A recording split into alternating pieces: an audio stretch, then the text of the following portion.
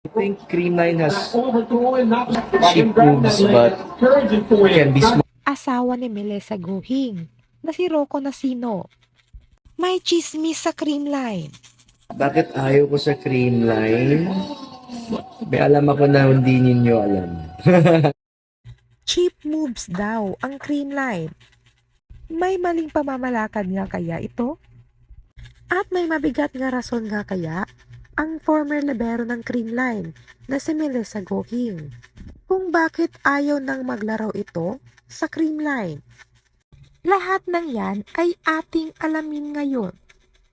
Si Melissa Guhing ay kasal na sa isang TV actor na si Rocco Nasino. At sa tuwing may laro ang kanyang asawang si Melissa Guhing sa Creamline, ay lagi naman itong nandyan para suportahan ang kanyang asawa.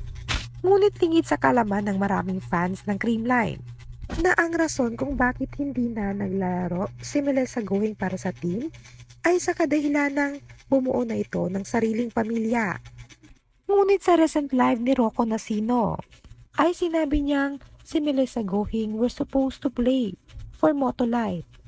Ngunit hindi nga ito natuloy dahil na-disband ang team na ito sa PVL bago pa man nagkaroon ng pandemic.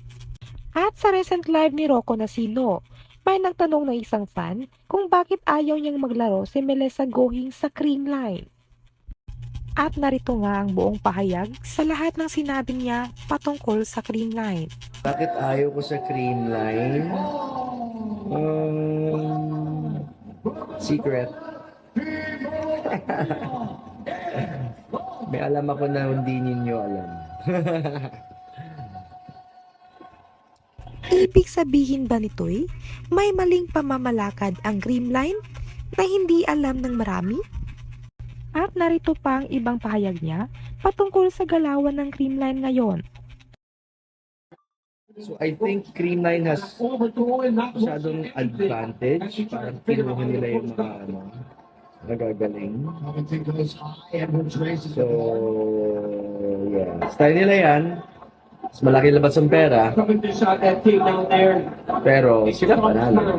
So, Ayon nga kay Rocco Nasino, masyado ng advantage para sa Creamline na kumuha sila ng magagaling na players.